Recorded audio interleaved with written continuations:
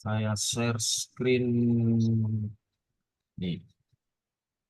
Saya bisa terlihat ya Bapak Ibu Bisa. nih, di koordinasi Bu Dewi Andrian gitu. Koordinasi kita pada siang hari ini saya beri judul rapat koordinasi sekalian sosialisasi beberapa kegiatan program studi manajemen. Jadi segala kegiatan kita termasuk perkuliahan dan lainnya itu adalah untuk mewujudkan visi dari prodi S1 manajemen. Bapak Ibu hafal visinya ini?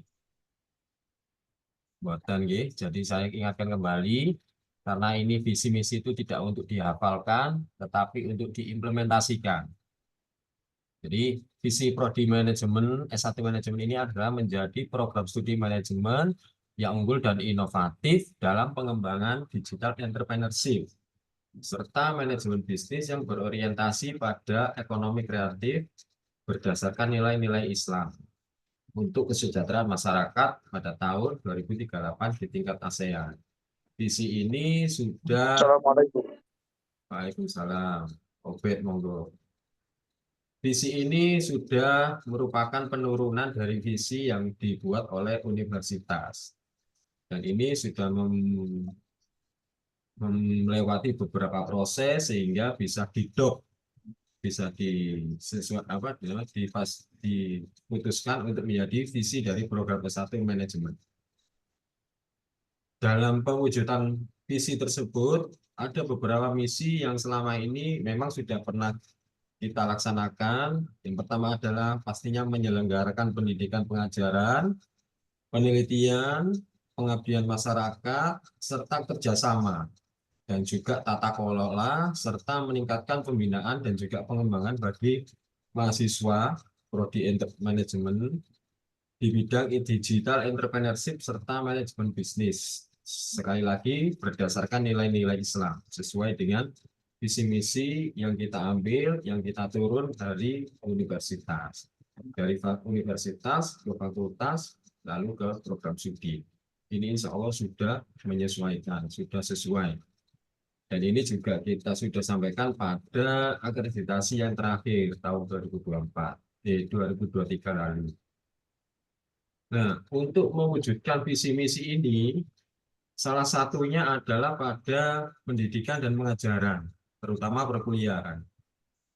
Jadi ada rutinitas yang setiap kali kita laksanakan, yaitu ujian semester bagi mahasiswa. Ujian semester Gasal hari ini adalah minggu depan, itu jadwalnya menurut kalender akademik adalah waktunya ujian tengah semester.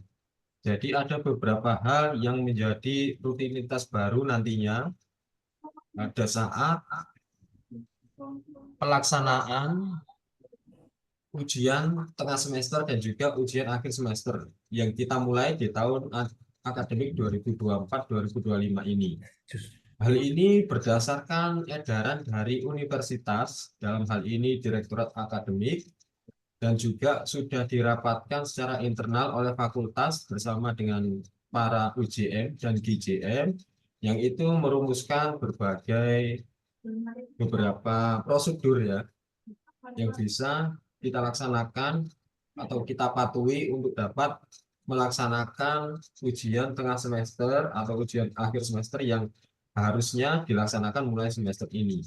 Yang pertama adalah perbedaannya kalau beberapa tahun yang lalu kita masih melaksanakan ujian secara luring, secara daring melalui apa namanya e-learning.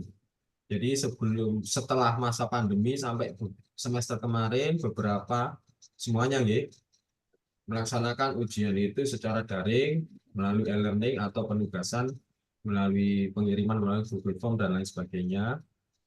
Untuk mulai semester ini, mulai UTS besok ini, ujian itu sudah dilaksanakan secara luring di satu ruang kelas sesuai dengan jadwal perkuliahannya. Jadi pelaksanaannya adalah sekarang sudah di kampus, dilaksanakan di kampus di satu ruang kelas saja. Nah, punten, Jadi untuk yang dulu-dulu itu kan ada yang kelasnya dipecah, yang mungkin mahasiswanya lebih dari 30 itu harus ditempatkan di 2 kelas. Yang itu mungkin sekarang Unsida universitas belum belum apa ya, persiapannya belum sampai ke sana, karena itu nanti akan ada apa namanya, penganggaran tersendiri terkait mungkin HR dosen apa yang jaga, dosen apa, pengawas pembantu, dan juga yang lain, dan juga mungkin kalau ditempatkan di 2 kelas mungkin ujian akan terlaksana tidak hanya di 1 minggu tapi harus 2 pekan, seperti yang dulu sudah pernah kita laksanakan sebelum masa COVID. Waktu itu di FEB mungkin terdapat 2 gelombang ujian. Yang pertama akuntansi, gelombang kedua manajemen, atau sebaliknya. Jadi yang minggu pertama, di gelombang pertama kalau akuntansi berarti manajemennya libur. Selanjutnya kalau manajemen masuk, akuntansi libur. Tapi mulai saat ini ujian tetap dilaksanakan luring di kelas, hanya menggunakan 1 ruang kelas saja.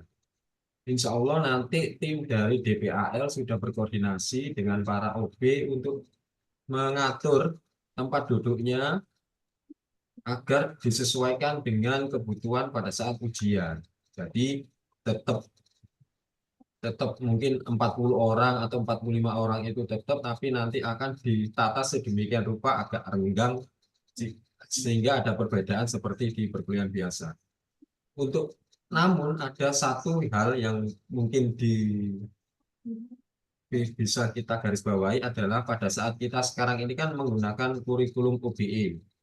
Kurikulum OBE ini ternyata tidak mewajibkan kita dosen untuk memberikan sebuah ujian di tengah semester atau di akhir semester.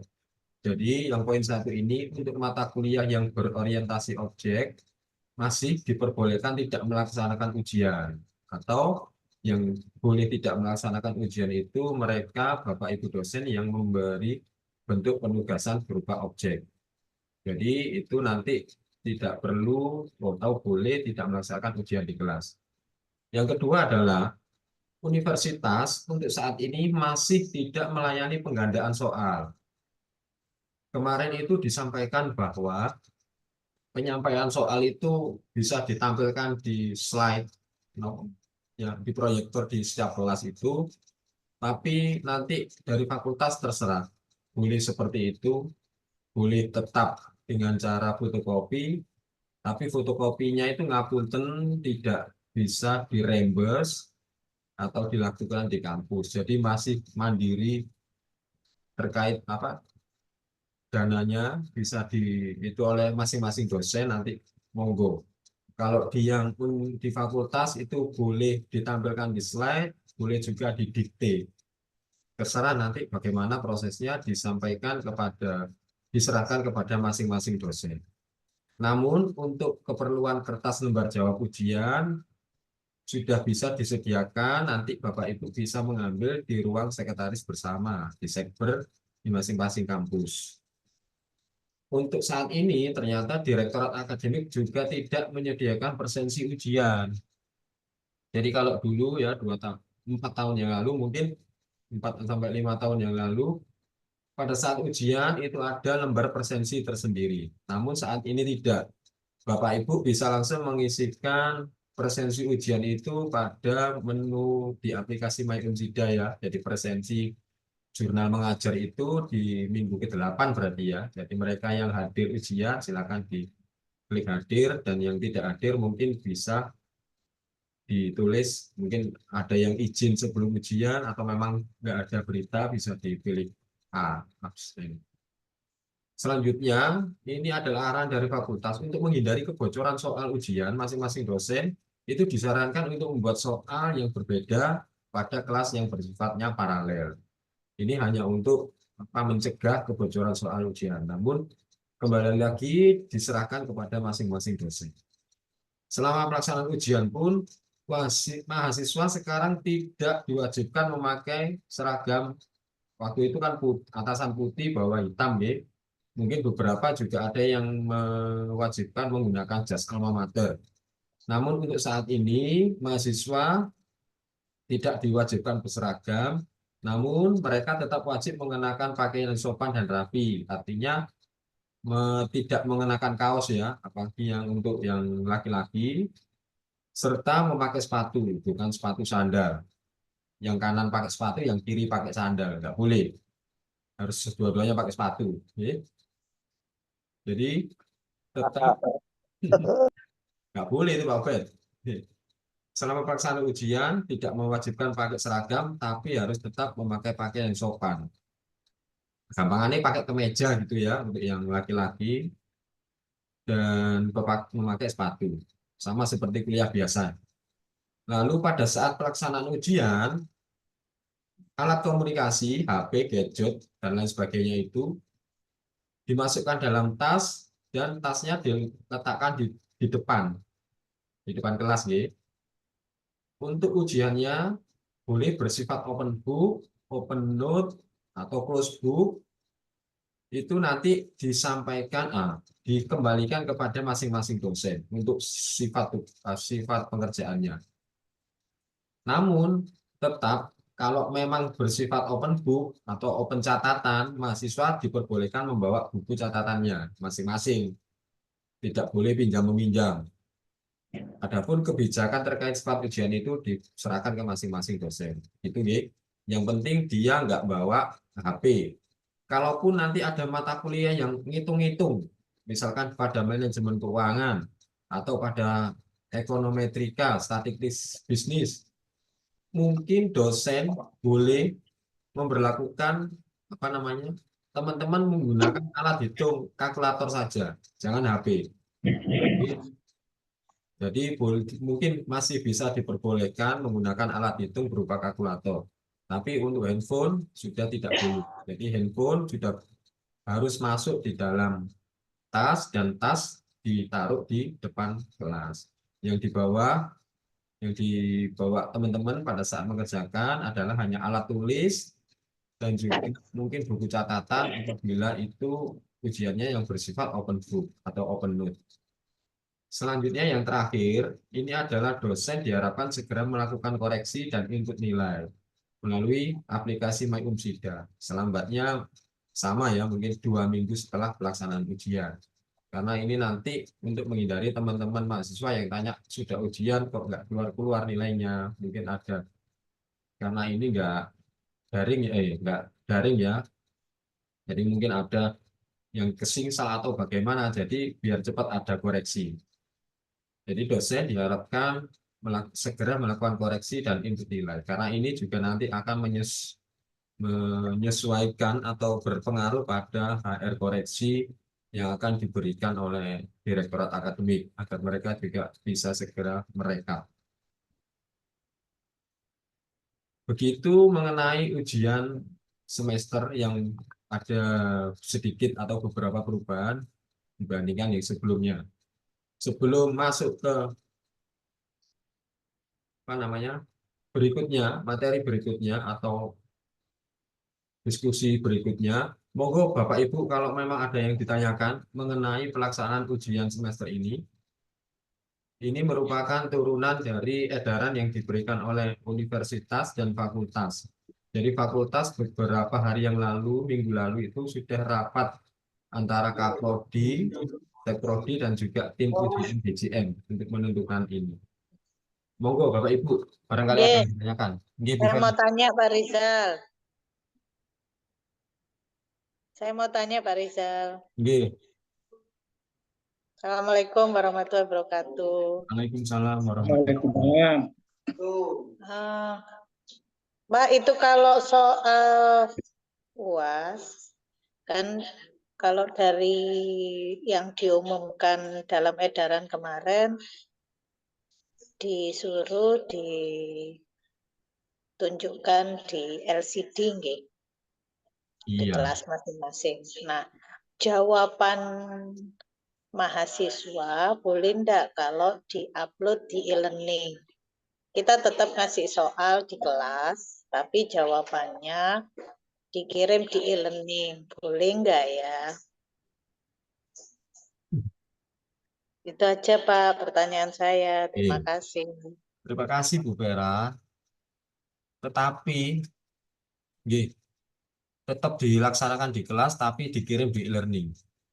Jawabannya dikirim di e-learning. Nah, Inggih Pak. untuk itu saya apa saya pribadi jawabnya gini, kenapa untuk pengumpulan harus dialihkan ke e-learning? Kan bisa langsung diberikan. Mereka kan tetap ngerjakannya di hard copy ya, di lembaran kertas kan ya.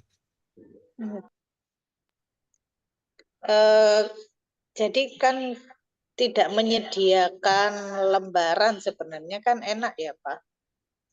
Jadi tidak perlu prodi menyediakan lembar jawaban. Boleh saya menambahkan Pak Riza? Ini monggo Bu Maya. Eh, saya ini menambahkan dari sudut pandang dosen ya, bukan dari prodi. Saya kemarin waktu perkuliahan ganjil ini dimulai, Bapak Ibu, saya melihat di e-learning itu masih bisa digunakan atau tidak. Karena banyak teman-teman yang bilang bahwa materinya Bu Maya kalau bisa di-upload juga di e-learning kan gitu, nggih. Nah, pas saya lihat e-learning, sekarang tuh sudah tidak ada pilihan untuk membuat kelas. Seingat saya, pertama kali ada e-learning itu masih ada membuat kelas. Kemudian berjalannya waktu, kelas itu dibuatkan oleh universitas. Kurs itu loh, Bu Vera, kurs ya, kelasnya itu. Nah, yang kemarin itu terakhir saya lihat pada waktu bulan September, kalau nggak September, Oktober, di e-learning tuh sudah tidak ada pilihannya untuk menambah kelas. Jadi kalau jawabannya dikirim di via e-learning, pertanyaan saya apakah masih bisa gitu, karena terakhir saya lihat itu kita sudah nggak bisa membuat kelas lagi. Gitu. Ini e-learning Ini sidang ya. saya ngajar di 4 prodi, 9 kelas. Semuanya ada Bu di e-learning disediakan oleh DA. Gitu. Jadi Saya saya cek lagi nggih Bu, karena punya saya terakhir tidak bisa. terakhir itu saya ngasih tugas individual ke mahasiswa lewat e-learning juga aman terkendali. Siap, aman. Nggih. Nggih, Bu Vera, saya juga biasanya kalau memberikan kuis atau presensi tetap ke e-learning kok. Penugasan juga tetap bisa. Jadi untuk itu sebenarnya kalau mungkin lebih efektif efisiennya ya, karena lembar jawab itu memang sudah ada sih dari universitas, dari kampus, dan itu sudah disediakan di sekber. Bentuknya sama seperti Oh yang iya, aku suka. sebelumnya, karena itu juga lembar jawab Aku kayak nggak iso ya, Bu. sisanya yang Kita bikin tahun e-learning ya, Bu. 2019 dulu. Mm-mm.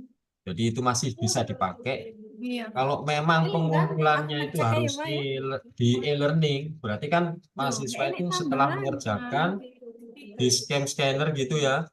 Mana? Iya, menurut Bu Vera mungkin begitu ya. Ini. Ada.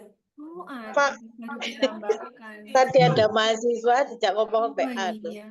Nggih. Kalau saya kemarin itu naruh di Iya. assignment itu bisa Pak, pikir Iya, memang bisa, saya. Pak. Bu, masih bisa. Kemarin juga saya ngobrol sama Pak Hendra AP, kan mau menyediakan lembar jawaban. Kemudian saya bilang, bagaimana Pak kalau hasilnya anak-anak itu diupload di e-learning, tapi tetap soalnya saya kasih di kelas. Jadi saya tetap ujinya offline. Gitu.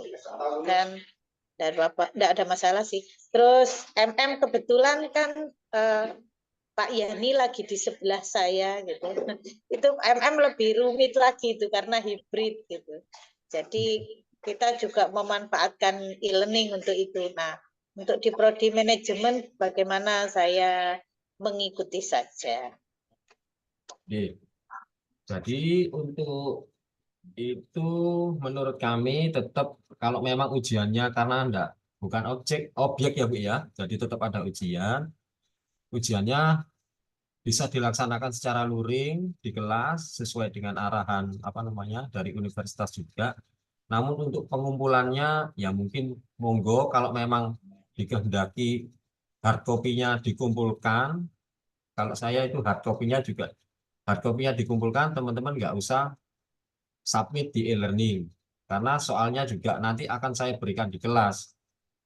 Karena soal saya nggak banyak, mungkin satu lembar kertas itu bisa jadi 2. Saya copy sendiri, insya Allah bisa, masih bisa, karena juga mahasiswanya nggak terlalu banyak, nggak sampai 30 per kelas. Jadi kalau saya seperti itu, namun kalau Bu Vera juga menghendaki teman-teman untuk mengumpulkannya juga di e-learning, mungkin untuk jejak digital, gitu. Karena saat ini kan apa namanya sudah digitalisasi untuk menghindari misalkan mahasiswa ngaku-ngaku ngumpul no, padahal nggak ngumpul no. Nah itu bisa dicek lagi di e-learning. Kalau memang dia sudah mengumpulkan, artinya di e-learning kan juga dia sudah submit. Itu mungkin ya, mungkin bisa salah satunya. Ini monggo nanti kalau seperti itu bisa dikembalikan ke kebijakan masing-masing dosen. Yang penting kami sampaikan bahwa ujiannya itu sekarang nggak dipisah di 2 kelas, Bu, Bapak. Jadi misalkan panjenengan kelasnya mungkin semester 1 ya atau semester 3 yang ada teman-teman ngulang, banyak teman semester atas ngulang. Artinya satu kelas itu ada sekitar 45 atau sampai 50 lebih mahasiswa. Itu nanti tetap dilaksanakan di dalam satu kelas nih Bapak Ibu. Jadi nanti mohon diatur tersendirilah bagaimana tempat duduknya. Yang pastinya ya duduknya tidak dempet-dempet seperti pada perkuliahan biasanya. Itu aja gitu. Kalau duduknya deket-deket nanti malah diskusi, Pak. Iya, rame nanti mengganggu Nggih, yang lain. nggih. Nggih, matur nuwun, Pak. Jadi Bu, begitu ada pertanyaan yang lainnya? Di chat, Pak, di chat. Oh, di chat. Bu Nggih. Puspita, Pak Rizal bertanya kelas Saya mau ujian dalam tanya. satu ruang. Nah, itu bisa tadi saya jawab ya. Nggih. Mahasiswa dalam satu rombel lebih dari Tunggu 40. dulu, Bu Rifda, sesuai antrian, sabar. Jadi untuk itu, untuk kelas itu tetap hanya disediakan satu kelas nih, Bu Puspita. Nanti bisa disesuaikan saja. Untuk Bu Rita, Pak Rizal mohon dijelaskan kembali mengenai ujian. Nah, penugasan yang bersifat proyek. Ini kami, terutama saya ya, saya belum pernah memberikan pekerjaan atau penugasan secara proyek. Kriteria khususnya itu kami, ini teman-teman hukum kemarin menyampaikan itu. Kalau saya kuliahnya berbasis proyek, kata-kata gitu. Saya juga nggak paham berbasis proyek itu seperti apa. Apa arek-arek mahasiswa itu dikongkon ngewangi proyeknya DE atau bagaimana nggak tahu, nggak paham. Saya sampaikan seperti itu. Ini saya tulis berdasarkan hasil rapat kemarin. Jadi ada mata kuliah yang berbasis proyek, monggo itu boleh tidak melaksanakan ujian. Seperti itu. Atau teman-teman manajemen di sini ada yang pernah memberikan penugasan berbasis objek, monggo mungkin bisa disampaikan di forum ini biar sama-sama teman-teman tahu mengenai penugasan berbasis objek itu pripun. Monggo Bu Rifda. Saya juga Ya, Pak mau Rizal. dengerin itu penjelasannya. Pak Rizal, Berbasis objek. yang gini ya, ini saya menanggapi yang karena kebetulan yang Bu Rita gitu, apa penugasan berbasis proyek atau proyek. Sebenarnya UTS kita kan juga berbasis proyek juga kan pakai proyektor Ya, betul. proyek. Proyek. Ya, jadi ya sudah jalan sih. Betul, Nah, saya proyek. ada penugasan berbasis proyek juga, artinya bukan proyektor loh ya. Berbasis proyeknya itu gini, saya kan mata kuliah manajemen kinerja. Maka penugasan yang berbasis proyek itu setelah pertemuan yang keempat itu adalah menyusun penilaian kinerja berbasis ada beberapa model itu. Nah, sehingga dari pertemuan 1, 2, 3, 4 itu nanti hasilnya berbasis proyek itu mahasiswa itu menyusun proyek berdasarkan studi kasus yang sudah kami berikan dan masing-masing kelas itu berbeda jenis industrinya, kemudian juga berbeda juga jenis divisinya. Harapannya nanti mereka bisa sharing. Nah, sehingga itu yang berbasis proyek. Nah, tapi kalau saya UTS ini Pak Rizal itu saya tetap ya, jadi ada mata kuliah yang saya UTS-nya berbasis proyektor. Jadi menggunakan proyektor proyektor di kelas. Ya.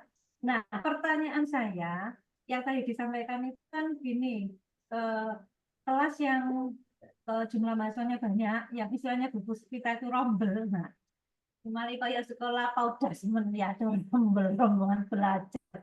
Rombelnya itu banyak, maka ya tadi untuk menjaga kualitas standar itu kan ada jarak ya Pak Rizal. Apakah dari DPAL atau sudahkah dari kasih masing-masing kasih DPAL maksudnya masing-masing kampus itu juga menginstruksikan kepada OB untuk kayak dulu itu.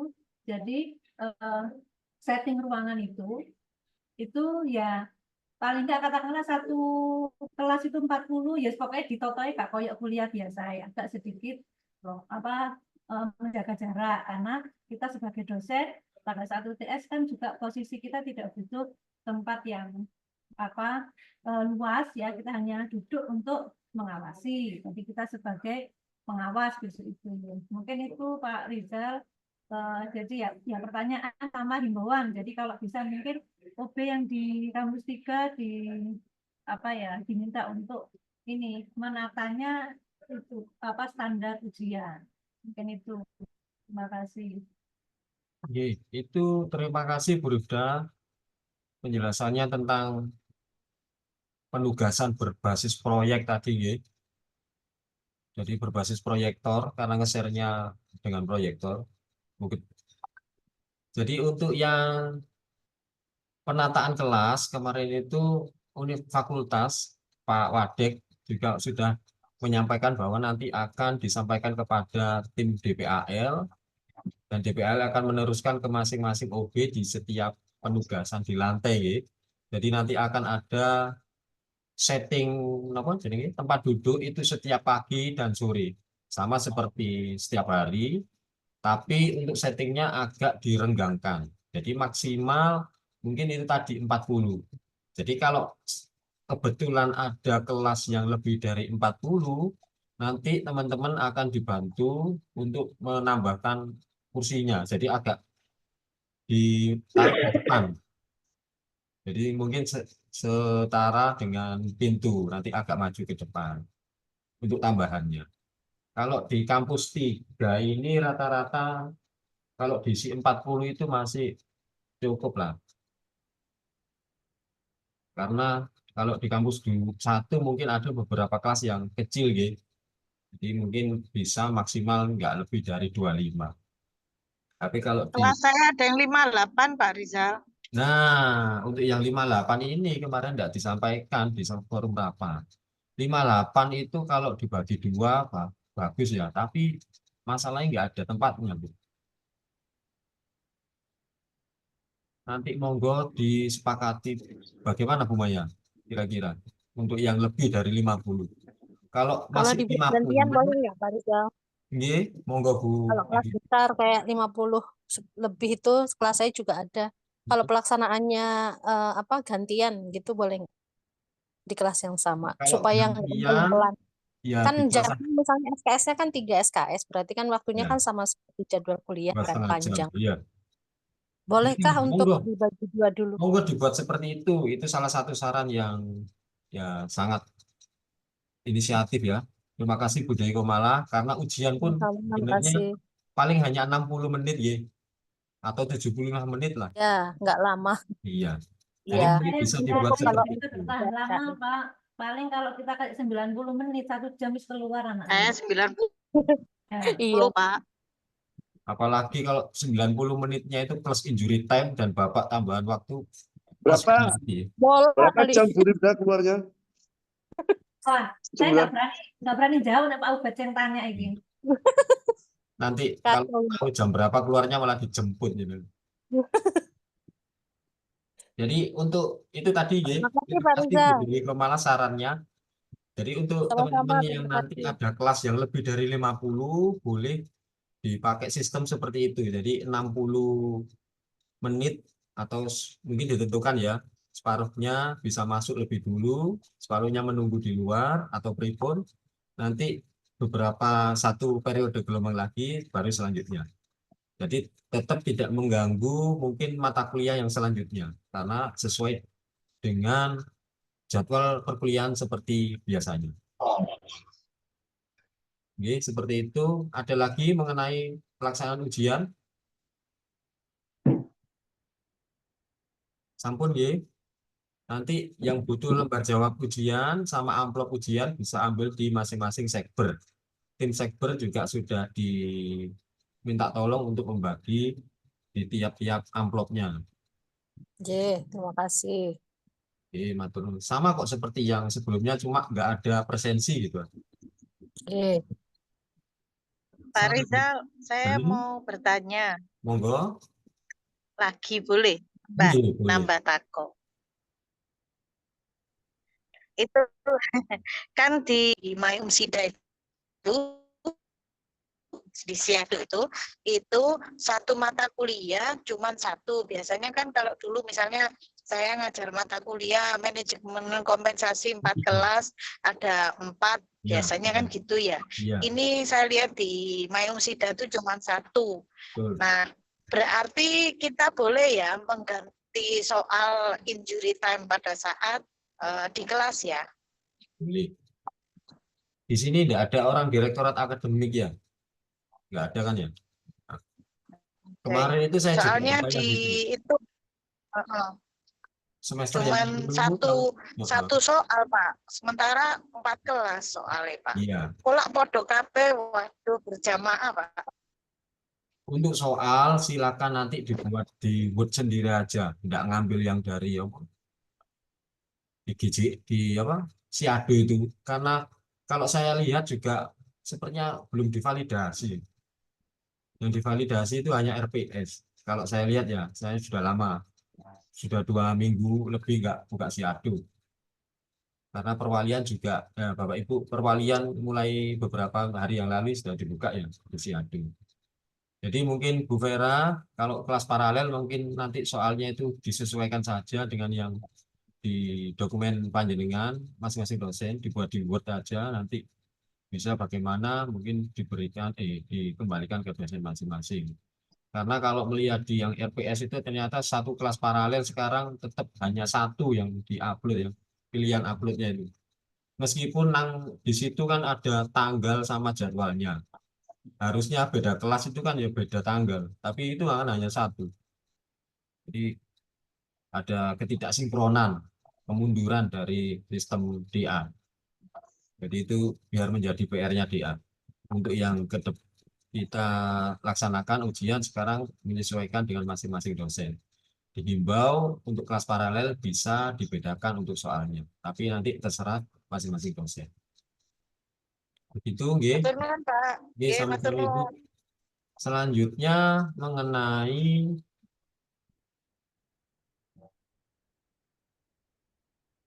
nih, Pak Rizal izin. monggo. Iya Pak Rizky.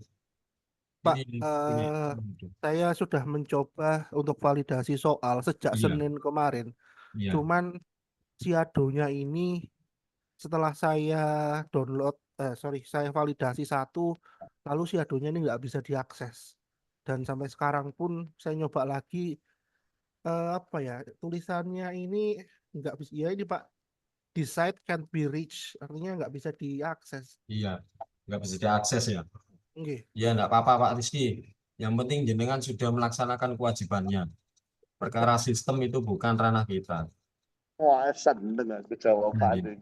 Tenang Pak Rizky, aman Pak Rizky. Aman. Aman. Alhamdulillah. Pak Topan di mana ya Pak Topan? Aduh, sakit lagi saya. Aduh, sudah deh, pulang saya. Bos. Ya itu nanti mungkin di rapat UJM GJM bisa disampaikan Pak Rizky ya nanti karena terkait DA dan sistem ini biar menjadi PR mereka untuk perbaikan ke depannya. Di grup Sajane mungkin wingi-wingi wis bisa apik. disampaikan Pak, di grup disampaikan juga alasannya biar aman juga. Sebelumnya itu kan sudah bagus. Sekarang kok balik Baman lawas. Di grup mutu itu sudah disampaikan Bu Rifda, jadi masih jawabannya masih sedang ditindaklanjuti sama DSTI ngoten. Oh ya berarti masih diproses Pak, tenang aja, nunggu. Karena Kak tidak Ubed, jangan main-main di jendela loh, bahaya. tahu bet. Pak, nek iso sistem iku jangan daftar nang BPJS kok Pak, bolak-balik kok loro. Karena ono Bu Rifda nok ngene. Bilang gini, mungkin kalau nanti Bu Rifda gandeng Direktorat Akademik, Direktorat SDM dan DSTI jadi satu, mungkin akan lain ceritanya. Selanjutnya, Bu Rifda itu calon rektor satu-satunya. Untuk macam-macam. amin. Ini slide saya kok gak iso nyantol ya. Zoom. Setelah ini kembali ke laptop. Untuk ujian, insya Allah sudah clear dan sekarang adalah menu baru. Jadi ini menu lama sebenarnya. Ada yang namanya jurnal pengendali perkuliahan. Karena kan ada edaran instruksi bahwa untuk perkuliahan sekarang dilaksanakan secara luring di kelas. Jadi diimbau Bapak Ibu sudah kembali ke masa sebelum pandemi, jadi perkuliahannya dilakukan di kelas, di kampus. Jadi Kemunduran ini berarti. yang apa? Kemunduran berarti kembali ke masa lalu. Iya, nek sing apik kan gak apa-apa dibaleni Pak Ubed. Sing elek itu baru ditinggal. Ngoten lho. Jadi untuk saat ini fakultas menghendaki kembali untuk pengisian jurnal pengendali perkuliahan. Akan diberlakukan nanti pada saat pertemuan ke-9 setelah ujian ya, 2 minggu lagi. Ini sudah dirapatkan dengan GJM, Kaprodi, dan UJM. Bentuknya seperti ini Bapak Ibu. Ya mirip lah dengan yang lama, mungkin ada yang teman-teman yang baru pengangkatan dosen tahun 2020, 2021 termasuk saya mungkin belum pernah ya. Ini sifatnya adalah sebagai pengendali perkuliahan. Jadi file seperti ini sudah disiapkan oleh Sekber, ditempatkan di Sekber. Pada saat perkuliahan, ini nanti akan kami sampaikan ke mahasiswa ya. Jadi ketua kelas atau perwakilan dari setiap kelas itu akan mengambil map ini.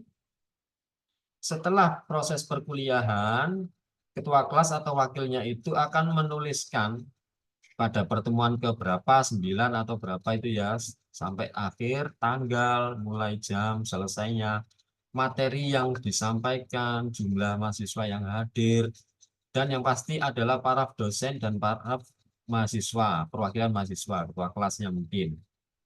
Setelah itu apabila memang di kelas itu dosen tidak masuk atau dan lain sebagainya, atau perkuliahan gagal dilaksanakan, itu di sebelah kanan ada kolom penggantinya.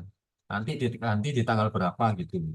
Jadi setiap kali perkuliahan, selesai perkuliahan, lembar ini diisi dan ditandatangani oleh dosen dan perwakilan mahasiswa.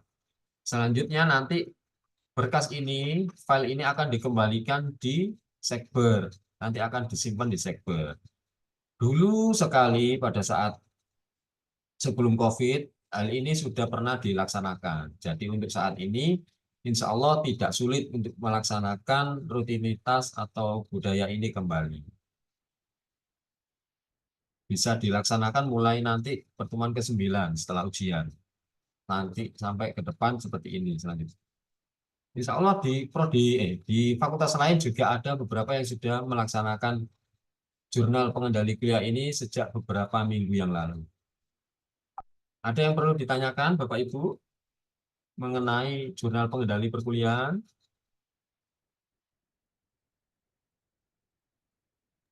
Boten, Pak. Sampun ya, karena sudah pernah dilaksanakan ya, tinggal mengulang saja.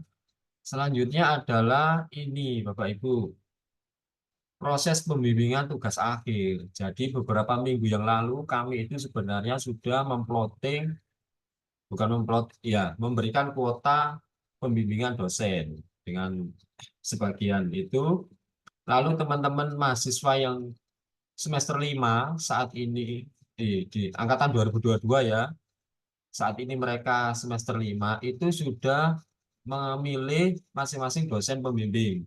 Dan saya yakin sebagian besar dari mereka sudah menghadap kepada Bapak Ibu sekalian untuk dijadikan untuk meminta kesediaan untuk membimbing. Jadi proses pembimbingan ini kita mulai lebih awal sejak semester 5, di mana dia sudah mendapatkan mata kuliah metode penelitian dan juga beberapa pelatihan olah data, sehingga kami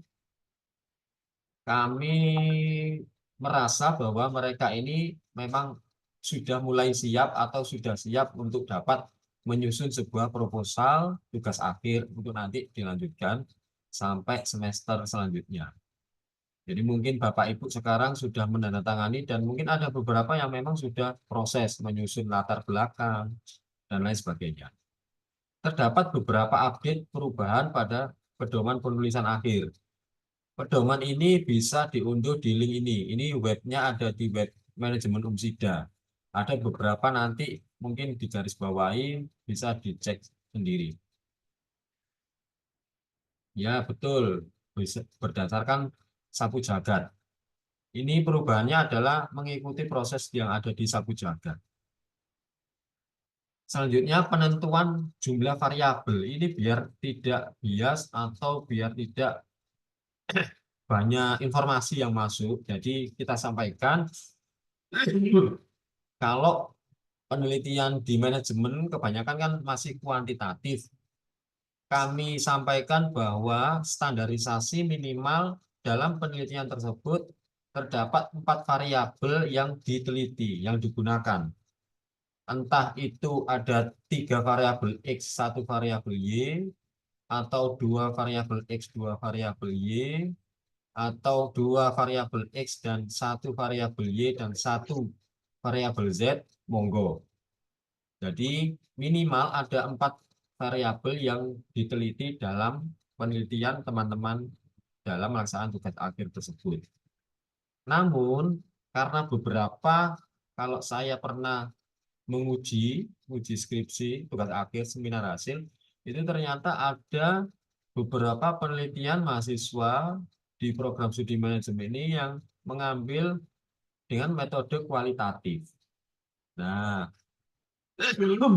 untuk ini saya sudah menyampaikan sudah diskusi ya dengan Pak Wadek, apakah ada standarisasi seperti ini di fakultas atau mungkin prodi lain? Ternyata mungkin belum ada, tetapi yang pasti di penelitian kualitatif itu harus ada fokus penelitiannya. Misalkan kalau di penelitian kuanti itu kan ada definisi operasional variabel gitu. Nah, di penelitian kualitatif itu juga nanti dia harus menyebutkan fokus penelitiannya. Atau nanti seperti apa bisa disampaikan di sini, baiknya seperti apa standarisasinya. Nah, jadi nanti akan kami minta pertimbangan atau saran dari Bapak Ibu dosen yang mengampu mata kuliah Medpen yang hari ini hadir di Zoom ini. Selanjutnya untuk yang keempat adalah pengusulan ujian akhir atau seminar hasil telah menempuh 120 SKS, memiliki IPK minimal 3,20. Jika masih terdapat nilai D, mahasiswa tersebut masih diperbolehkan selama nilai D itu tidak lebih dari 1 mata kuliah. Dan juga mahasiswa tersebut tetap berkomitmen untuk dapat memperbaiki di semester selanjutnya atau di semester berjalan agar sebisa mungkin transkrip nilai mahasiswa kita itu tidak ada nilai D ataupun E. Artinya mereka sudah lulus semua mata kuliah yang dibebankan kepada lulusan S1 manajemen. Lalu untuk yang saya berikan tanda merah ini, mahasiswa telah menempuh 120 SKS. Ini berlaku untuk yang semester-semester lalu. Untuk semester sekarang, mulai tahun ini, ternyata pihak universitas, wakil rektor 1 dan direktorat akademik itu menyampaikan ini sudah tidak menjadi syarat. Jadi yang saat ini masih mungkin anak teman-teman semester 7 ya, belum menempuh 120 SKS, artinya masih belum lulus ya. Di semester 7 kan belum keluar nilai. Akhirnya dia belum menempuh 120 SKS, tetapi tetap bisa diperbolehkan untuk mendaftar ujian akhir atau seminar hasil. Asalkan di semester berjalan, misalkan di semester 7 tersebut, dia memprogram atau mengambil mata kuliah skripsi. Mata kuliah skripsi itu kan 6 SKS. Itu bisa diambil bila nilainya itu pasti 3,0 ya. Di atas 3 bisa ambil maksimal SKS. Dan pada semester 5 dia sudah ambil mata kuliah tambahan yang di semester 7. Jadi Bapak Ibu dosen wali yang kebetulan sekarang anak walinya itu semester 5 mungkin bisa disampaikan pada saat perwalian atau nanti ya.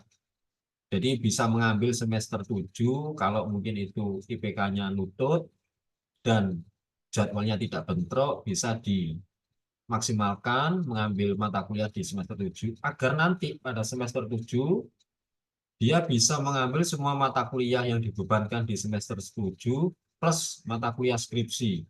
Jadi kalau nggak salah itu 18 atau 19 plus SKS skripsi itu 6.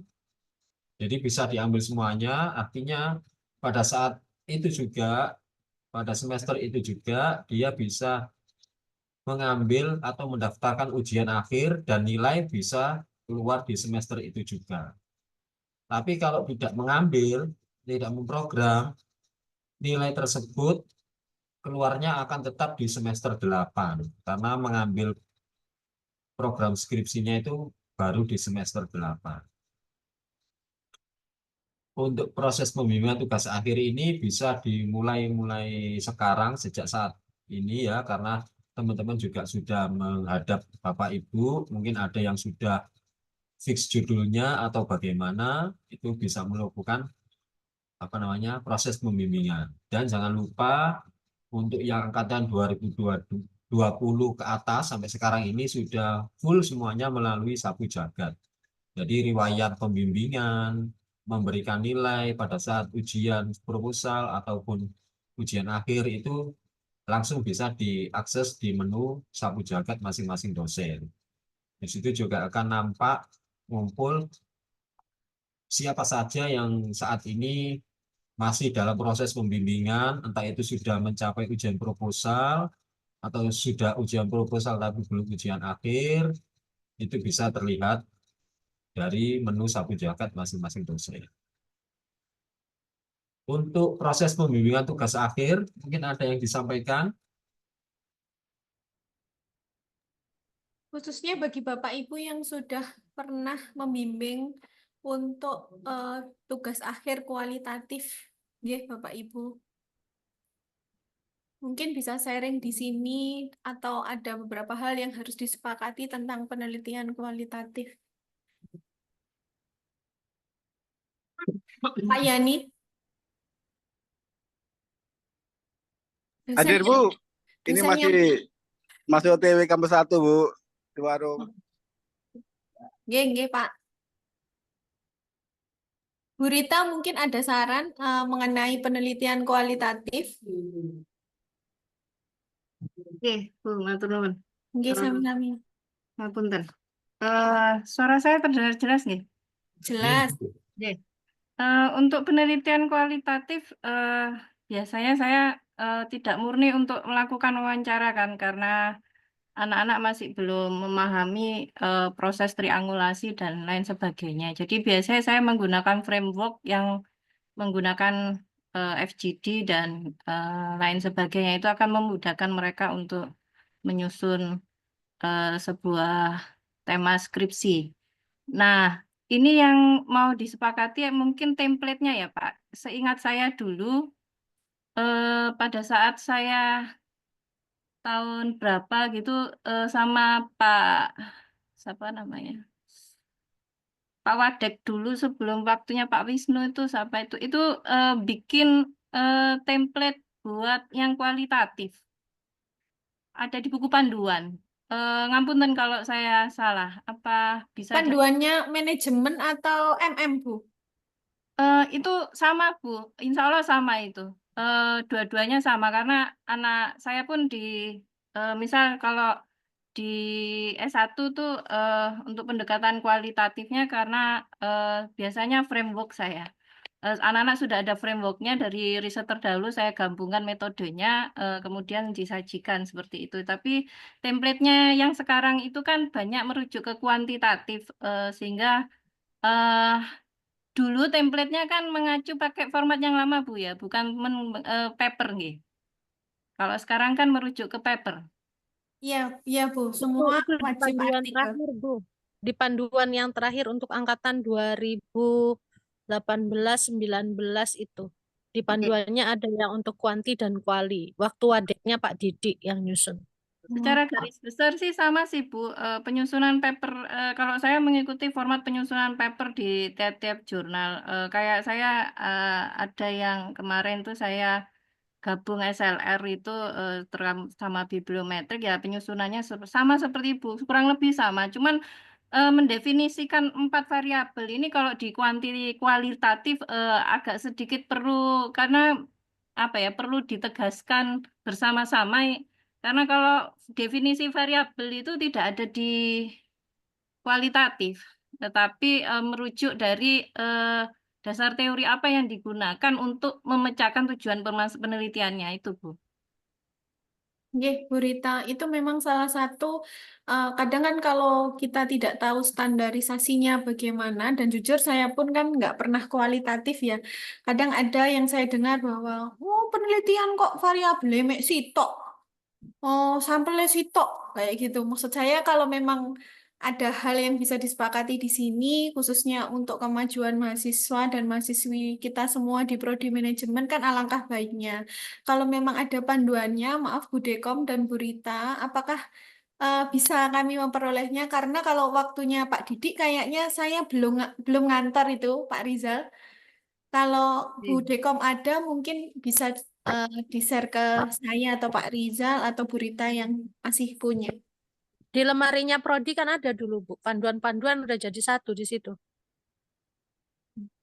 Yang putih merah itu ya?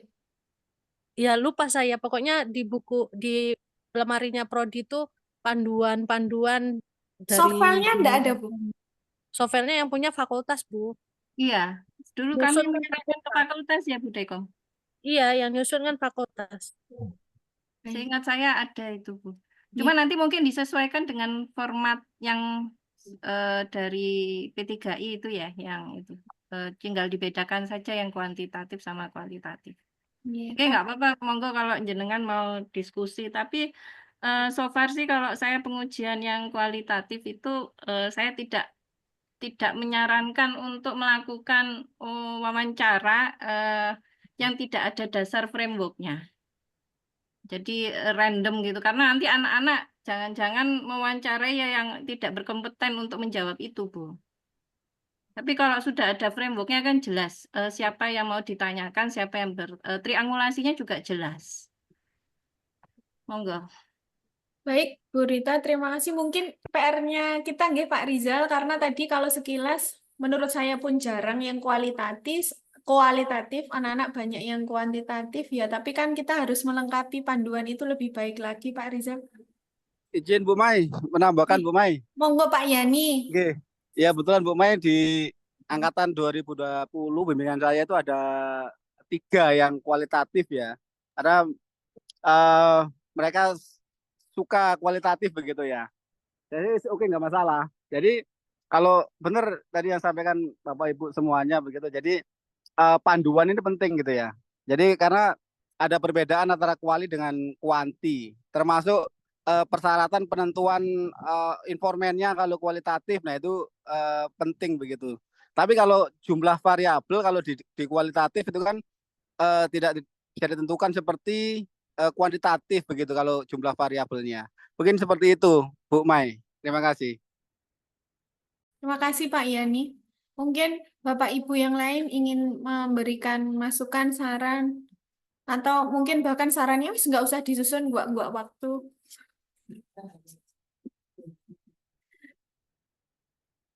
Sudah, Bapak Ibu, tidak ada saran?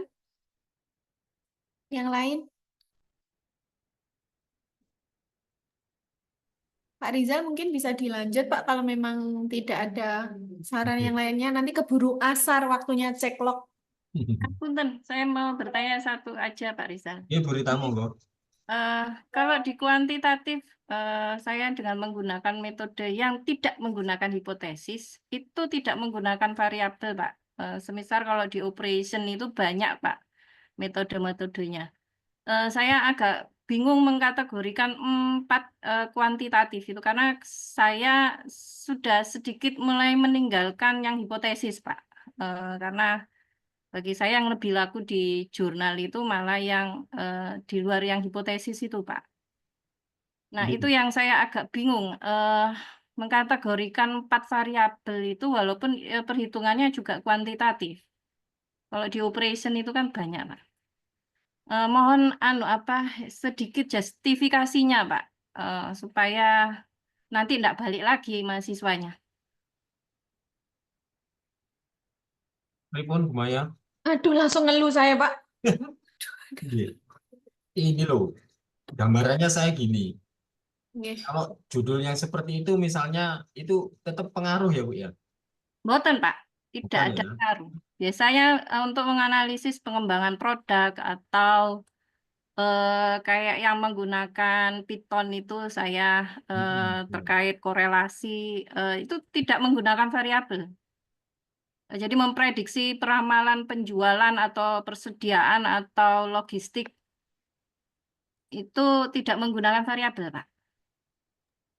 Oh, berarti kayak rumus YX itu ya, Bu? Oh, enggak, bukan regresi, Bu. Bukan regresi. Jadi kayak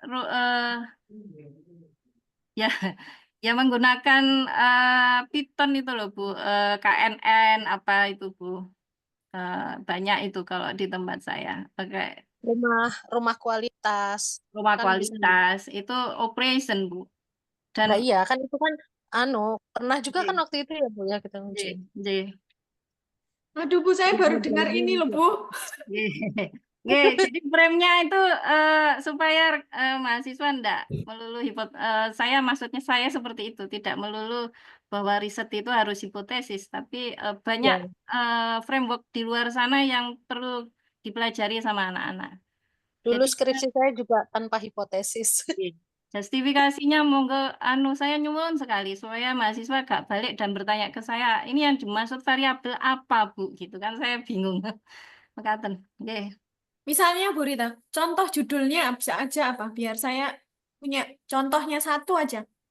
Identifikasi kualitas layanan dalam diagram Kartesius misalnya. Itu nggak pakai hipotesis. Atau kayak saya kan ada mahasiswa yang juga identifikasi resiko, Bu. Risk management. Iya, pakai diagram-diagram gitu. Itu pakai survei juga, pakai skala juga, dan itu kuantitatif. Dan itu bisa kuanti ya Bu, cuma nanti aplikasinya ke dalam diagram ya nggak pakai hipotesis gitu kan. Nggak ada analisis. Dia tidak memakai hipotesis, tapi nanti akhirnya identifikasi ini menghasilkan variabel-variabel itu.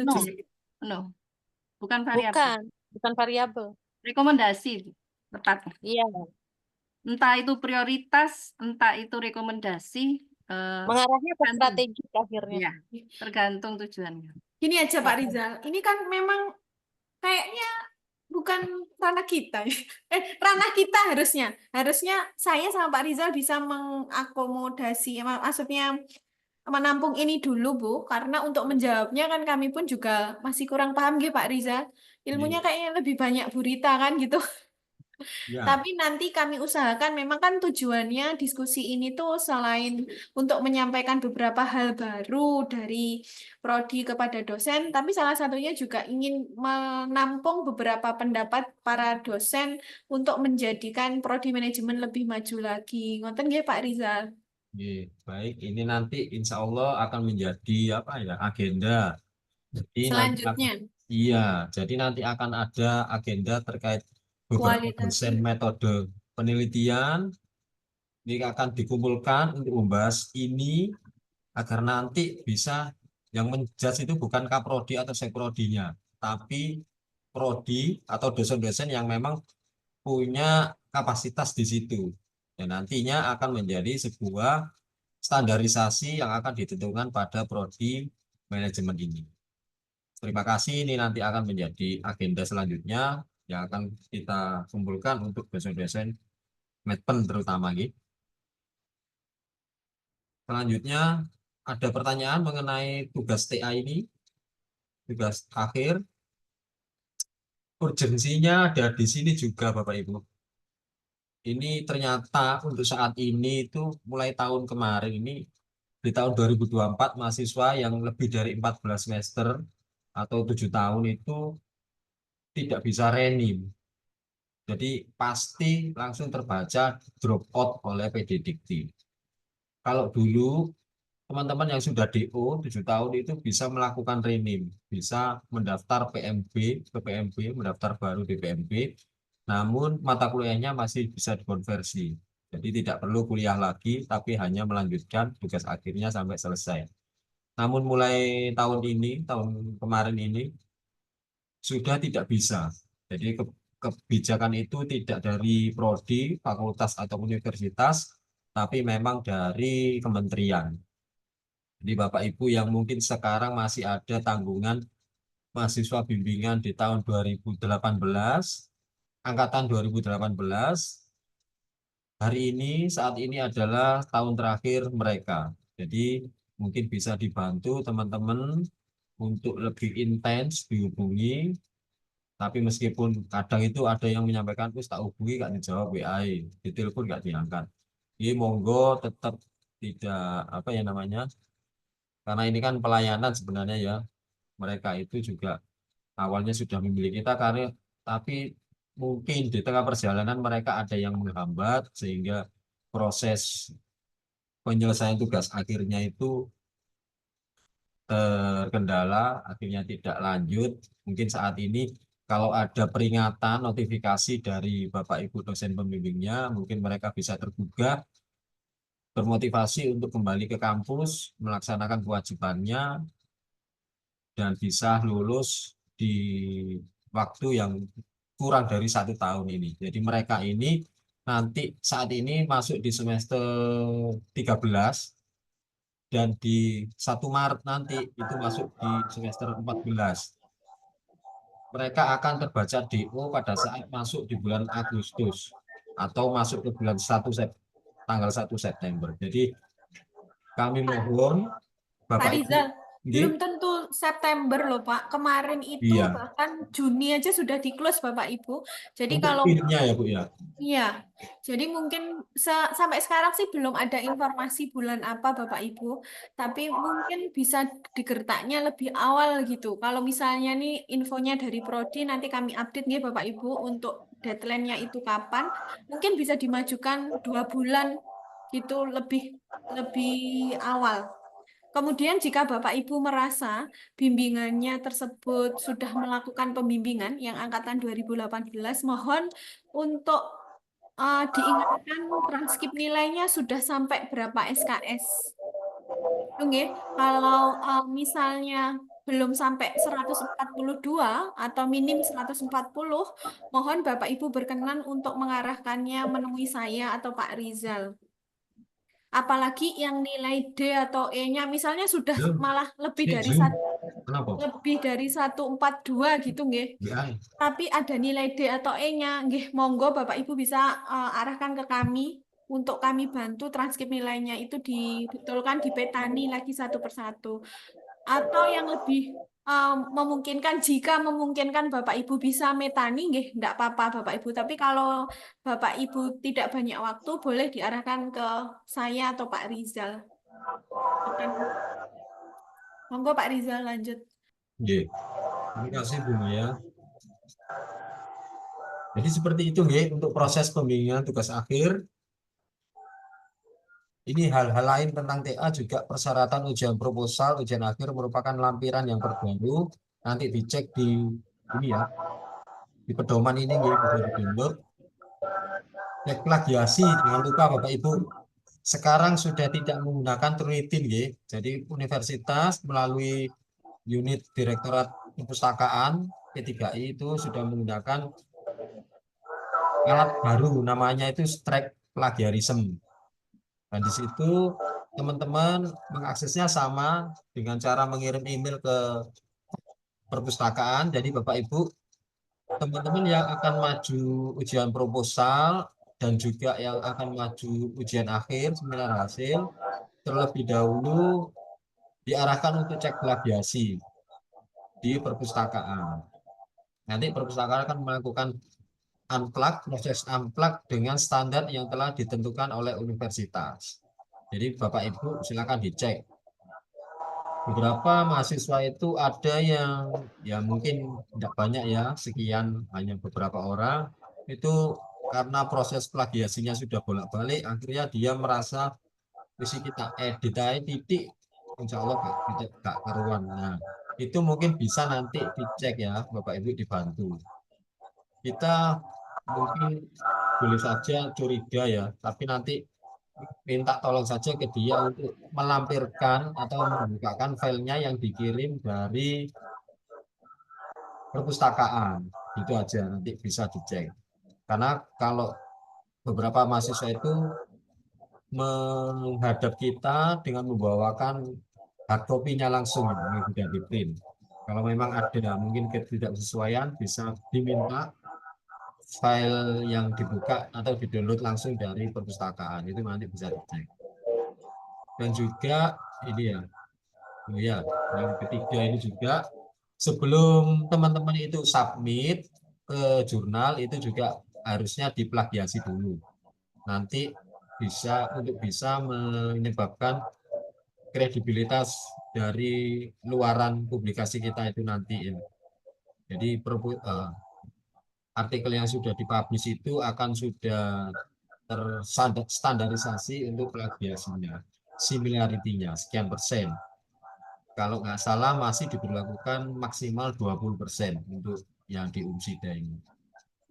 Jadi seperti itu Bapak Ibu, ini hanya notifikasi kembali, reminder, karena yang sebelumnya sudah disampaikan juga seperti ini. Pak Rizal, boleh saya menambahkan ya? Monggo, Bu Maya. Yang dimaksud lampiran yang paling terbaru itu benar kata Pak Rizal, sesuai di buku panduan Bapak Ibu, tapi ini lebih ke terbaru tuh berarti kalau misalnya ujiannya tanggal 10 ya berarti waktu dia mengumpulkan persyaratan itu nggak jauh dari tanggal itu. Kenapa Bapak Ibu? Sebenarnya ini adalah kontrol untuk apakah mahasiswa tersebut bebas tanggungan keuangan. Kami tidak mau prosesnya sudah sampai ujian akhir, tapi ternyata dia tidak bisa daftar yudisium. Kenapa? Karena di sistem sapu jagatnya ditolak karena ternyata belum bayar.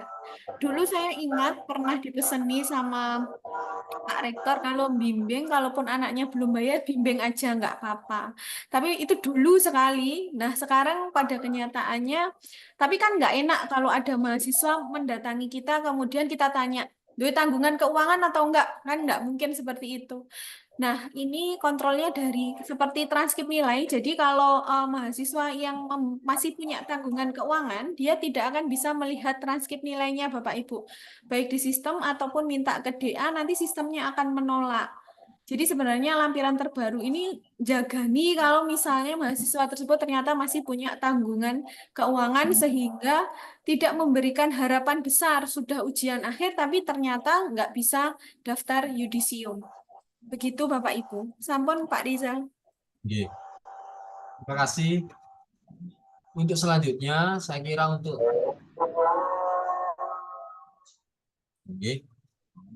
tugas akhir insya Allah sudah tersampaikan. Yang selanjutnya adalah begini Bapak Ibu, ini ada pelaksanaan studi ekskursi. Studi ekskursi yang tahun sebelumnya itu biasa dilaksanakan di semester genap ke ganjil, jadi sekitar bulan-bulan Juli. Namun saat ini formatnya agak baru. Jadi pelaksanaan studi ekskursi ini akan dilaksanakan dua sama. Yang pertama, SE nasional itu akan dilaksanakan di Bandung dan Jakarta, yang akan dilaksanakan pada liburan semester gasal ini, sekitar akhir Januari atau awal Februari 2025. Selanjutnya ada juga SE internasional, di situ akan dilaksanakan di kalau jadi nggih, Malaysia dan Singapura pada liburan semester genap. Jadi masih semester depan lagi, yaitu sekitar bulan Juli 2025. Ini nanti pesertanya adalah teman-teman di angkatan 2022 atau saat ini yang masih menempuh semester 5. Jadi teman-teman yang kemarin itu ngadep ke Panjenengan untuk meminta persetujuan pembimbingan dosen tugas akhir, dosen pembimbing tugas akhir. Rangkaiannya ini nanti adalah tetap sama ya, ada visit berupa pelatihan, workshop ke perusahaan dan juga industri. Nanti juga akan datang ke kampus, ada seminar dan konferensi internasional yang di situ adalah luarannya adalah proceeding, dan serta ada beberapa lomba akademik maupun non-akademik yang akan diikuti oleh mahasiswa-mahasiswa peserta SE, baik itu nasional maupun internasional. Yang nantinya untuk kepentingan konferensi proceeding itu, kami dari Prodi menghimbau kepada Bapak Ibu dosen pembimbing,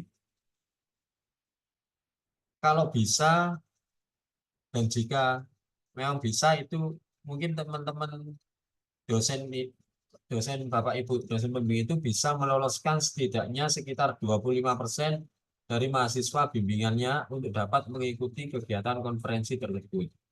Karena ini salah satu hal juga yang bisa kita manfaatkan untuk mendapatkan luaran-luaran dalam memenuhi kebutuhan akreditasi, kebutuhan luaran yang internasional. Ada beberapa kegiatan yang nantinya harapannya itu bisa kita bawa pulang untuk kita jadikan bekal untuk proses akreditasi selanjutnya.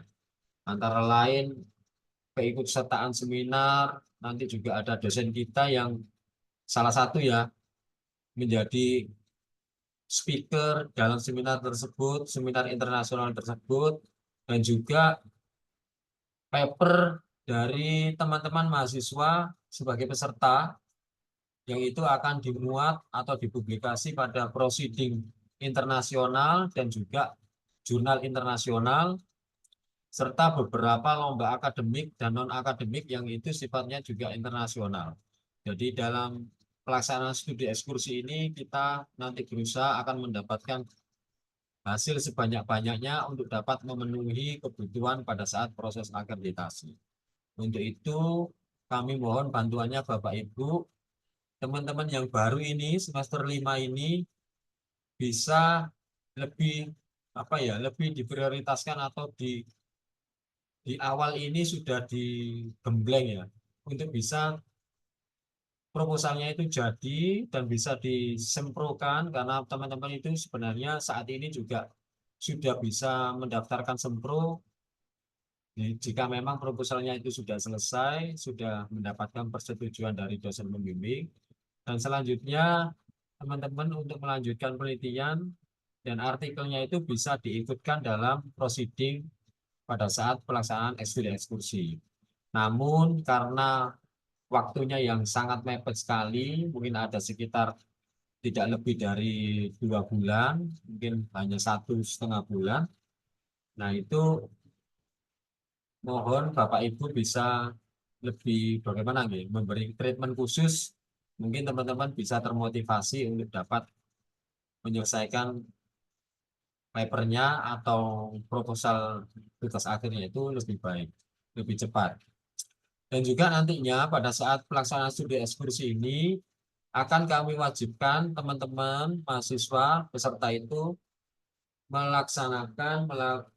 melaporkan studi ekskursi dalam bentuk format monograf yang itu disusun secara berkelompok, mungkin nanti satu kelompok terdiri dari 5 sampai 6 orang, yang nantinya akan kami tentukan masing-masing dosen pembimbingnya untuk dapat menyusun laporan monograf tersebut.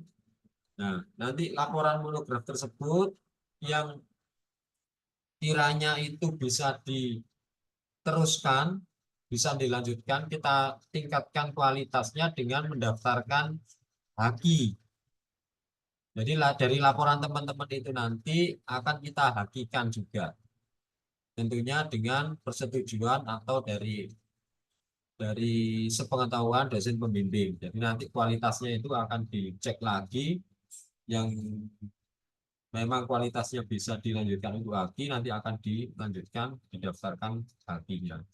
Jadi nanti akan ada apa ya namanya, bekal tambahan selain tadi kegiatan seminar, kegiatan lomba, dan apa namanya, paper internasional, juga ada laporan yang itu dihakikan. Ada beberapa dosen yang bisa menerbitkan haki dari laporan dari teman-teman. Nantinya ini studi SE nasional dan internasional ini juga akan ada perbedaan ya.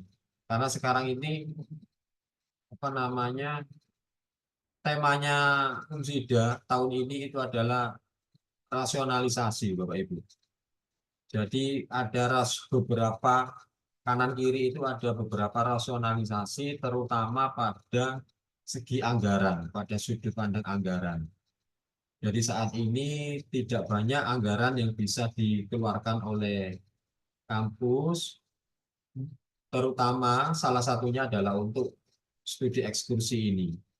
Jadi kalau sebelumnya pada saat pelaksanaan studi ekskursi di Prodi Manajemen bisa mengajak Bapak Ibu dosen, beberapa dosen yang ikut, sekarang ada sedikit pembatasan, jadi tidak sebanyak dosen pembimbing atau pendampingnya nanti tidak sebanyak yang seperti tahun-tahun sebelumnya. Nanti formatnya seperti apa akan kami sampaikan. Tetapi yang pasti Bapak Ibu yang kami nanti bisa usulkan untuk dapat ikut itu adalah Bapak Ibu yang nantinya mempunyai pembimbingan yang ikut dalam kegiatan seminar dan konferensi internasional tersebut. Jadi bisa Wah, saya bisa ikut berarti. bisa Pak Ubed, nanti monggo dari 12 mahasiswa yang sudah menghadap itu semuanya disuruh mendaftar ikut konferensi nanti Pak Ubed. Bisa kami ajak di sana. Semoga mereka ada salah satu, salah dua, atau salah tiga yang menang paper. Jadi nanti pada saat awarding, dosen pembimbingnya akan dipanggil juga untuk menerima secara simbolis di depan. Asik, mantap. Insya Allah akan di live TV-mu. TV-mu, bukan TV 9. Jadi kegiatannya nanti akan dilaksanakan TV 9. Baik, TV-mu, bukan TV 9. Oh, TV 9. Jadi akan Ya Pak. tidak menutup kemungkinan nanti kita juga akan mengusulkan satu orang dosen untuk dapat menjadi speaker dalam seminar tersebut. Jadi seminar itu akan dilaksanakan secara hybrid ya, karena mungkin ada beberapa speaker yang dari luar negeri itu tidak dapat hadir langsung, namun kami mengusahakan akan ada satu atau dua orang speaker yang memang akan hadir di studi ekskursi di seminar nasionalnya. Tidak nanti.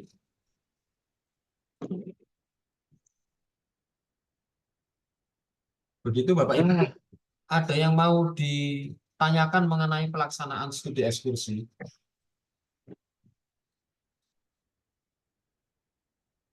Ini karena kaitannya itu tadi, jadi teman-teman tidak hanya melakukan seminar, tapi mengikuti konferensi internasional atau proceeding.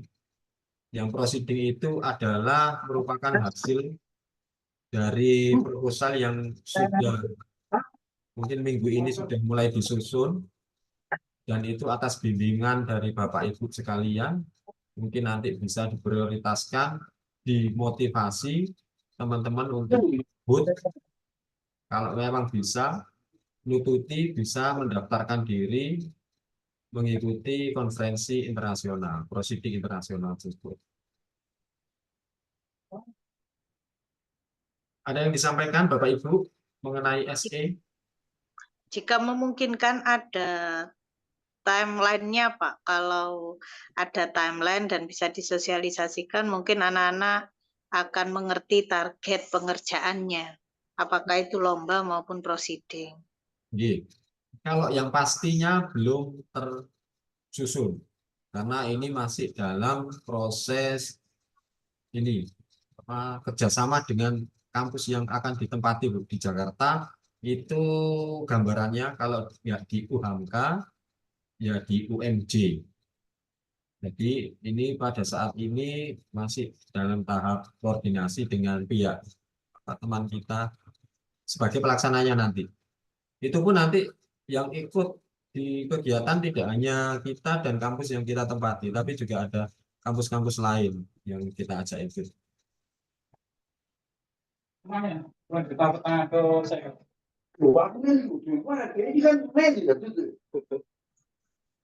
Untuk kegiatan lombanya, insya Allah itu akan ada lomba akademik, misalkan proses lomba bisnis plan dan lain sebagainya. Itu juga nanti akan mungkin ada proses pembimbingan sebelum nantinya mereka mendaftar lomba. Begitu Bapak Ibu, ada yang perlu disampaikan, ditanyakan mengenai studi ekskursi? Cukup Pak Rizal, siap. Semoga nanti tim saya bisa ada yang ikut di paper dan saya bisa ikut ke studi ekskursi. Amin. Mohon doanya pada Pak Rizal dan Bapak Ibu semua. Ya. Terima kasih Pak Dokter. Terutama Bu Rifda. Rapatnya belum diakhiri Pak, kok ngomongnya gitu ya? Kurang satu. Ada Bukan, satu tidak ada yang hubungannya perlu dengan kami rapat sampaikan. diakhiri. Kau mau kemana? Baterai saya habis. Oh ya beli. Tinggal 1%. HP-nya merek apa sih? Samsul. Pak Ubed segera. Saya mohon maaf Pak Rizal. Daripada nanti saya tidak pamit dipikir langsung keluar. Tapi ini serius baterai saya habis Pak Rizal. Oke. Mohon izin. Ngapunten. Ya. Siap. Waalaikumsalam. Pak Ubed nanti mengikuti informasi di grup saja nggih. Barangkali ada tambahan. Saya tadi mengikuti semuanya Pak Rizal. Bismillah. Hidup manajemen. Bravo. Terima kasih Pak Ubed. Yang terakhir adalah ini Bapak Ibu. Prodi kita tahun kemarin akhir tahun 2023 alhamdulillah telah mendapatkan peringkat akreditasi unggul. Peringkat akreditasi unggul ini alhamdulillah sudah kita nikmati. Artinya jumlah mahasiswa baru kita meningkat dari tahun-tahun yang sebelumnya.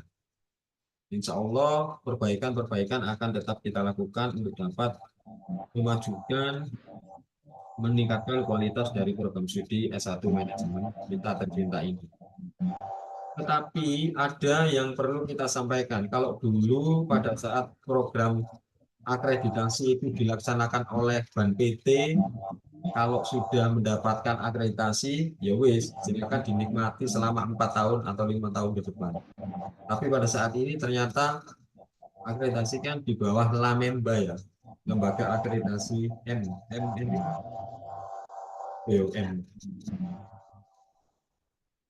LAM itu Bu, singkatannya Bu. LAM itu LAM EMBA, ada LAMDIK, lembaga akreditasi ya. Jadi ternyata pada proses akreditasi yang baru ini ternyata masing-masing prodi itu tetap diwajibkan melaporkan kemajuannya per tahun. Jadi saat ini kita diwajibkan untuk melaporkan perubahan-perubahan apa, peningkatan apa yang terjadi selama proses 1 tahun berjalan ini. Selama akhir tahun kemarin sampai pada tahun 2024 ini.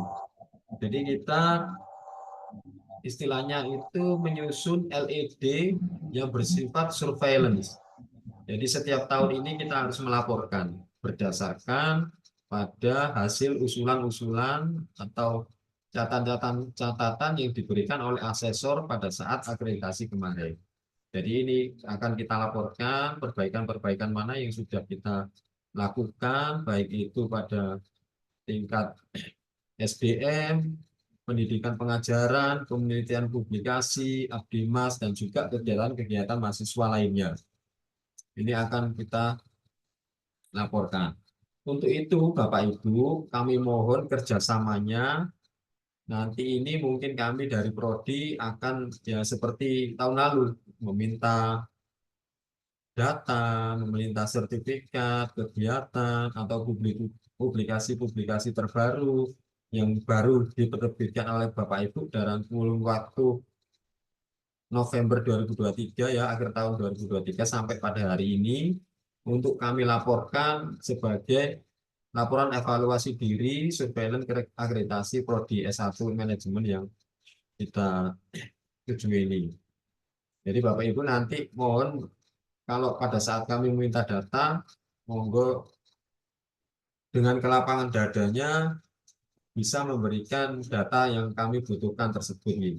Atau lebih baik juga pada saat belum kami minta, panjenengan sudah mengirimkan. Barangkali mungkin ya ada program-program sertifikasi yang baru Bapak Ibu ikuti dan alhamdulillah lulus, monggo diberitahukan kepada kami atau mengirimkan sertifikatnya kepada kami untuk kami simpan pada saat nanti dibutuhkan, terutama pada saat penyusunan LED seperti ini. Dan juga seperti penyusunan AMI ya, audit mutu internal di Unsida, itu juga akan sangat membantu kami dalam mengisi laporan evaluasi diri. Begitu ya Bapak Ibu. Jadi kami mohon doa restu dan juga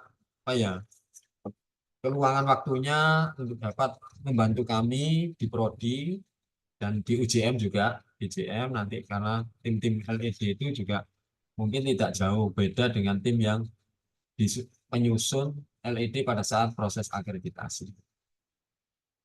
Begitu Bapak Ibu. Sampai pada di slide terakhir adalah terima kasih. Saya mau tanya Pak Rizal, slide sebelum slide terakhir itu gambar perempuan itu siapa Pak Rizal? Ini saya download dari internet, tapi keywordnya AI ini ya. Ya, itu nggak serius kok Pak Rizal. Soalnya yang bikin kan Pak Rizal, tapi kok gambarnya perempuan, takutnya kebayang-bayang saya Pak Rizal. Iya, Bu Maya ini harusnya. Sajane gambar Ibu Maya sajane, Pak. Iya. Gila iya Pak. Sampun tahu Pak Rizal. Tapi Bu Maya sepertinya alisnya nggak sepanjang ini. Waduh, wis dawa iki tambahan.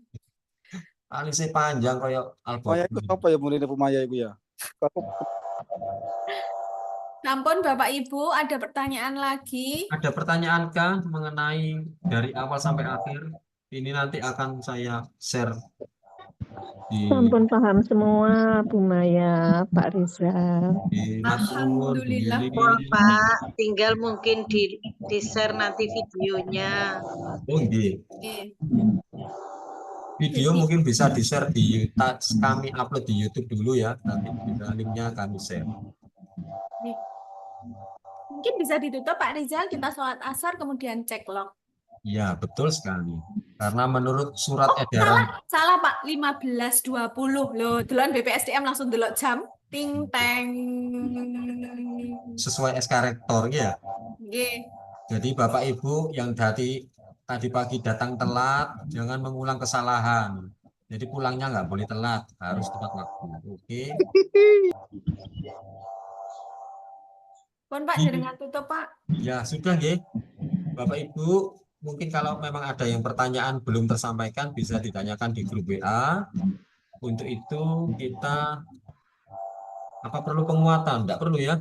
Sudah kuat alhamdulillah. Ada Bu Rifda di sini. Pak Wiwit tadi keluarganya Pak Wiwit. Iya, Pak Wiwit tadi sudah ya, mengawal. Ya Allah sudah mengetahui sebagian besar karena begini Bapak Ibu, saya lupa menyampaikan bahwa untuk studi ekskursi saat ini itu pelaksanaannya adalah secara kelompok ya. Jadi kalau dulu kan akuntansi budal dewe, manajemen budal dewe, bisdik budal dewe, tapi saat ini kita menggunakan formasi EMBA, ekonomi manajemen bisnis akuntansi. Ya nanti pada saat SI itu anggotanya, pesertanya adalah prodi 4 prodi ini. Sebenarnya ada yang 4 ya, S1 manajemen, sebenarnya ada 4. S1 manajemen, Oh ya, S1 akuntansi, S1 bisnis digital, dan S2 MM. Tapi untuk MM ini Pak Sriono, Kaprodi, dan Sekprodi Pak Yani menghendaki lebih fokus nantinya yang ke internasional. Jadi yang nasional insya Allah S2 MM nggak ikut. Jadi formasinya itu berkelompok, tetapi nanti untuk visitnya berbeda. Tapi nanti kita ketemunya di seminar internasional. Itu gambaran awal. Insya Allah untuk fixnya mungkin akan bisa terpublikasi pada saat kita sudah mendapatkan apa namanya tim yang kampus yang di Jakarta. Begitu Bapak Ibu, matur nuwun keluangan waktunya. Terima kasih hari ini telah meluangkan waktu untuk dapat mengikuti rapat koordinasi prodi manajemen yang sudah sampai sore ini. Semoga kita semua yang hadir maupun yang tidak hadir tetap diberikan kesehatan dan Allah Subhanahu wa Ta'ala, diberikan nikmat iman dan Islam, keluangan waktu yang tadi ya, dan juga yang pasti adalah keluangan atau kelimpahan rezeki untuk bekal kita beribadah. Oke. Amin. Ibadah itu juga harus ada modalnya, tidak hanya modal senyum. Amin. Ya Rabbal Alamin. Itu Bapak Ibu, kurang lebihnya kami mohon maaf atas apa kesalahan, mungkin apa salah bahasa, salah penyampaian yang mungkin kami sampaikan dari awal sampai akhir ini. Kami akhiri billahi taufik wal hidayah, nasrul minallah wa fathul qarib wa basyiril mu'minin. Wassalamualaikum warahmatullahi wabarakatuh. Waalaikumsalam warahmatullahi wabarakatuh. Terima kasih Pak Prodi. Terima kasih Pak Rizal. Terima kasih Pak Rizal. Assalamualaikum.